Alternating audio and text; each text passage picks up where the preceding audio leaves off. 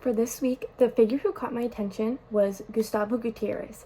While both Barth and Gutierrez offered powerful theological insights, Gutierrez just stood out more to me.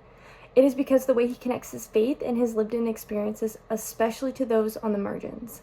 In his theology, it was not abstract. It grounded to real-life suffering, real injustice, and a real call for transformation.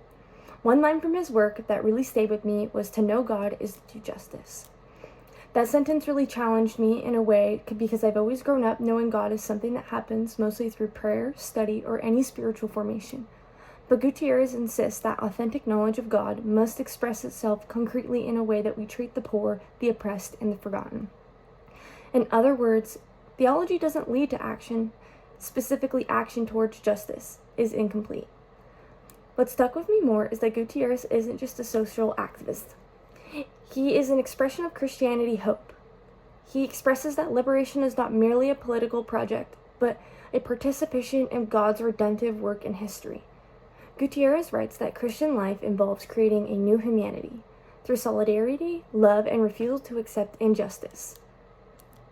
As I was reading, it reminded me that discipleship isn't passive. It means stepping into the world and living it as the way God intended us to do. So, this idea connected deeply with what we learned in theology this week, especially in eschatology. I totally looked up how to say it too, and it just went right out my brain, but I think it's eschatology?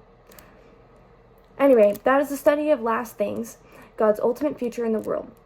Eschatology is sometimes reduced to end-time events, but the lecture emphasized something deeper. Christian hope is not escapism. It is the belief that God's future breaks into the present and calls us to live differently in the now.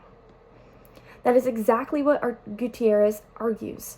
His theology of liberation is essentially eschatological spirituality. Oh my goodness. He does see the kingdom of God not as something as we wait for passively, but something that begins in the now, especially where justice and compassion need to be practiced. He believes that our hope for God's ultimate restoration shapes how we should treat people today. The lecture mentioned something about eschatology, oh my goodness, and how it's the motivation for ethical action in the present, and it immediately connected in my mind to Gutierrez.